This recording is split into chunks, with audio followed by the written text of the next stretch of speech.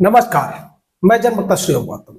आज दिल्ली के जंतर मंतर पर अरविंद केजरीवाल ने जनता की अदालत के नाम से एक नया ड्रामा किया।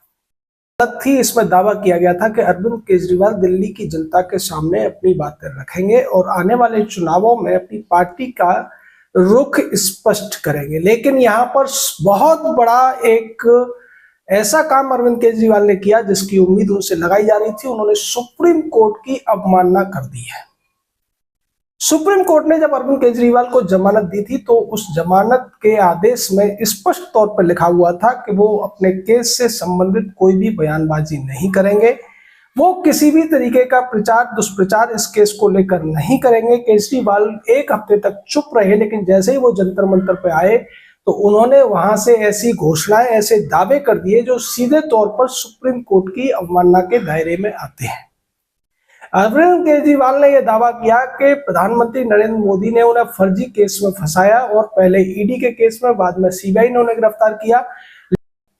लेकिन इन सभी झूठे केसों से सुप्रीम कोर्ट ने उन्हें जमानत दे दी है, जो कि सीधे तौर पर उनकी बेगुनाही की तरफ इशारा करता है। केजरीवाल ने जिस तरीके से ईडी और सीबीआई के केस को फर्जी और झूठा बताया है, वो उस आदेश की अवहेलना है जो चाहे पहले जस्टिस संजीव खन्ना की बेंच ने दिया हो या फिर बाद में जस्टिस सूर्यकांत वाली बेंच ने दिया हो, जिसमें जस्टिस उज्जवल भुइयां भी थे, जिन्होंने केजरीवाल के पक्ष में तमाम ऑब्जर्वेशन दे दिए थे। जिसके बाद उनका इतिहास खंगाला गया तो ये पता चला कि जस्टिस भुइयां एक अटॉर्नी जनरल के बेटे हैं, जो असम का अटॉर्नी जनरल था और वो कांग्रेस पार्टी से उनका बहुत अच्छा रिश्ता रहा है।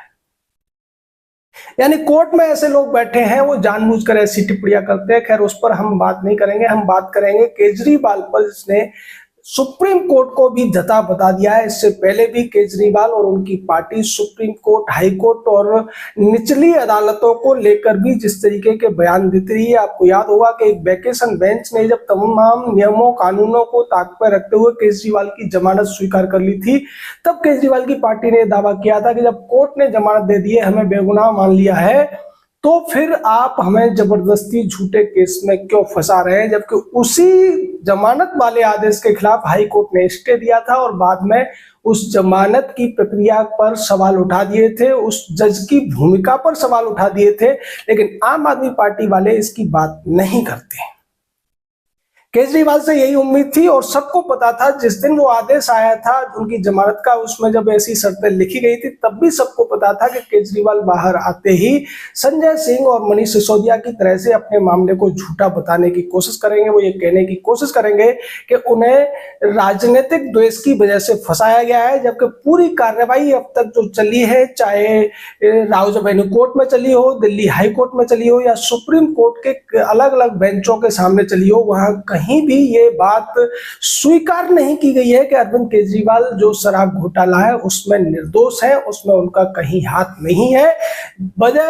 बजाय इसके हाईकोर्ट ने तो उनको सरगना मान लिया है इस पूरे खेल का, और हाईकोर्ट ने यह आदेश भी दिया था ईडी सीबीआई को कि आप इस पूरे मामले में आम आदमी पार्टी को भी एक पार्टी बनाइए, अपराधी बनाइए, और ऐसा हो भी रहा है।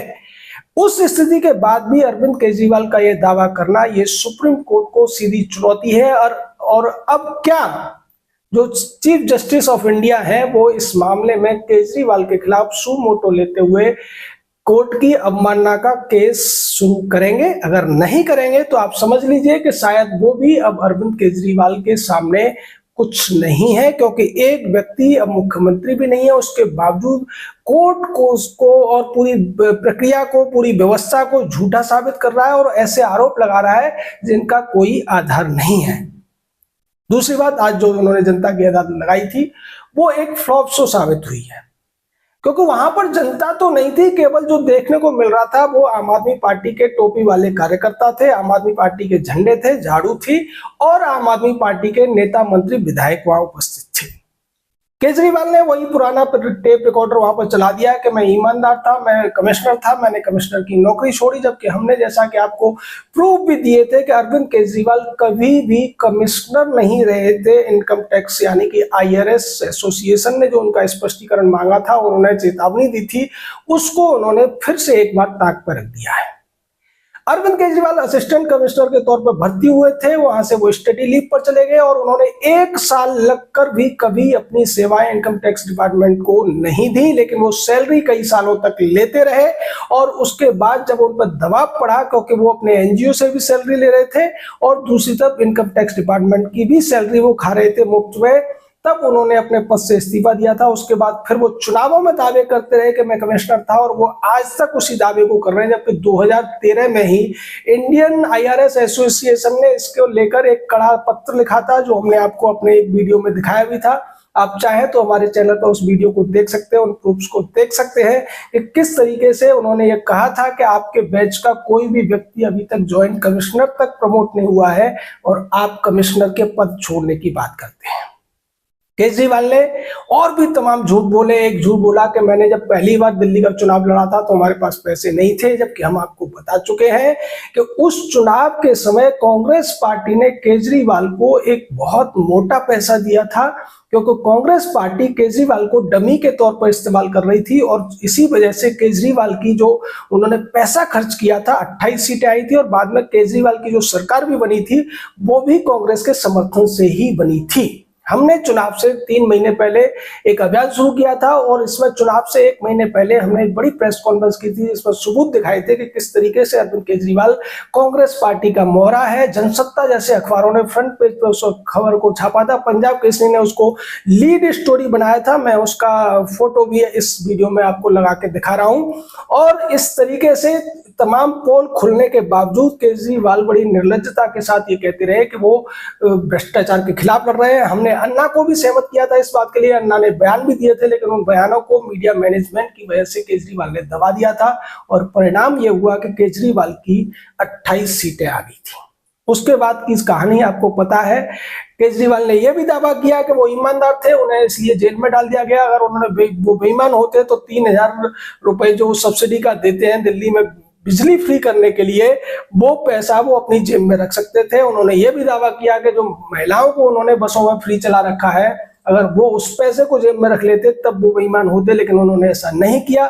उन्होंने मनीष सिसोदिया का भी नाम लिया और ये कहा कि ये बहुत बड़े शिक्षाविद हैं, जबकि मनीष सिसोदिया की जो योग्यता है वो 12वीं पास एक डिप्लोमाधारी व्यक्ति है, यानी कि वो ग्रेजुएट भी नहीं है। उस व्यक्ति को बहुत बड़ा शिक्षाविद बताकर शिक्षा क्रांति का जनक बताने की कोशिश अरविंद केजरीवाल ने की और ये कहा कि मनीष सिसोदिया के जो 2 साल जेल में बीते हैं वो मनीष के 2 साल नहीं थे, वो देश के 2 साल थे। अगर वो जेल से बाहर होते तो पता नहीं और कितनी बड़ी शिक्षा क्रांति कर देते।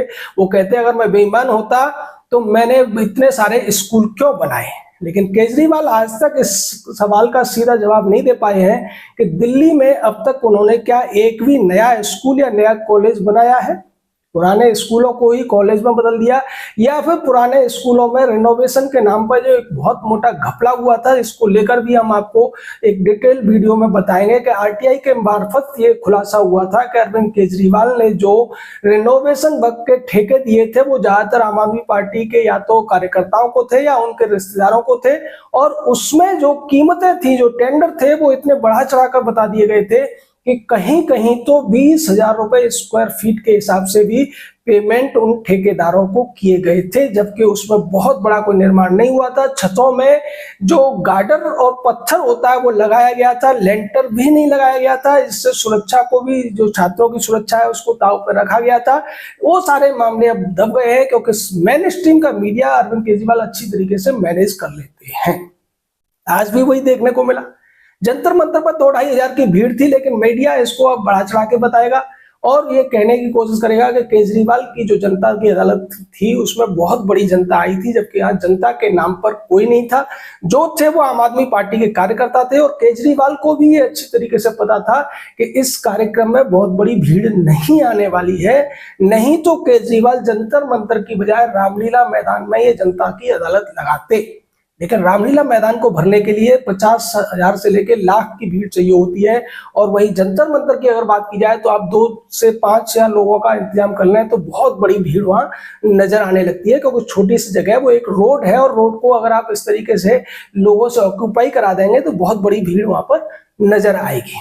केजरीवाल झूठ का पुलिंदा आज भी फेंक रहे थे, वो अपने आप को बहुत बड़ा ईमानदार बता रहे थे, लेकिन वास्तविकता ये है कि केजरीवाल दुनिया के सबसे बड़े चंदा चोर हैं। सबसे ज्यादा भ्रष्ट नेताओं का अगर बात आप करेंगे तो चारा चोर लालू को भी उन्होंने चंदा चोरी के माध्यम से और तमाम जो शराब चोरी के माध्यम से अब पीछे छोड़ दिया है। केजरीवाल एक बेहतरीन एक्टर हैं और अपनी एक्टिंग जो वो करते हैं, अपने इमोशनल एक्टिंग के द्वारा लोगों को जिस तरीके से टोपी पहनाते हैं, वही आज उन्होंने फिर से जंतर मंतर पर किया। लेकिन दिल्ली की जनता इन सबको अच्छी तरीके से समझ रही है, केजरीवाल के उन दावों को भी समझ रही है, और जनता में से जो पढ़े लिखे लोग हैं उनको ये भी पता है कि केजरीवाल को जेल केंद्र सरकार ने नहीं बल्कि अदालतों ने भिजवाया था, और अदालतों से ही उनको जमानत मिली है, वो बरी नहीं हुए हैं। ये वही केजरीवाल है जो सोनिया गांधी से लेकर राहुल गांधी, लालू यादव, मुलायम यादव, इन सबको बेईमान भ्रष्ट बताते थे और ये कहते थे कि ये लोग जमानत पर क्यों घूम रहे हैं, इनको जमानत देने की क्या जरूरत है, इन्हें सीधे जेल में डाला जाना चाहिए और इन्हें जमानत नहीं दी जानी चाहिए। लेकिन आज वही केजरीवाल जमानत को बरी होना बता देते हैं, और जिन नेताओं को वो भ्रष्ट बताते थे, जिनके खिलाफ वो अभियान चलाते थे, जनता में बड़े बड़े दावे करते थे, आज वही सारे नेता केजरीवाल का झंडा उठाने की कोशिश करते नजर आते हैं, उनके गीत गाते हुए नजर आते हैं।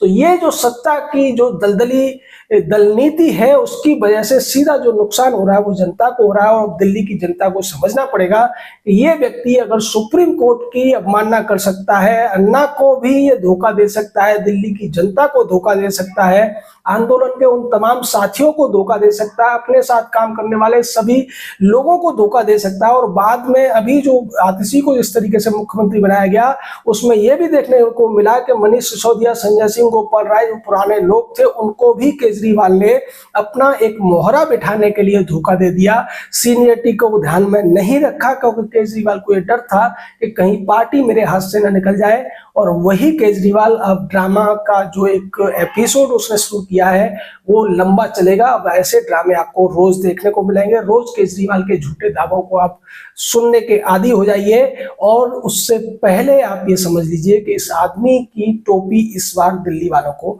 नहीं पहननी है। जय हिंद, जय भारत।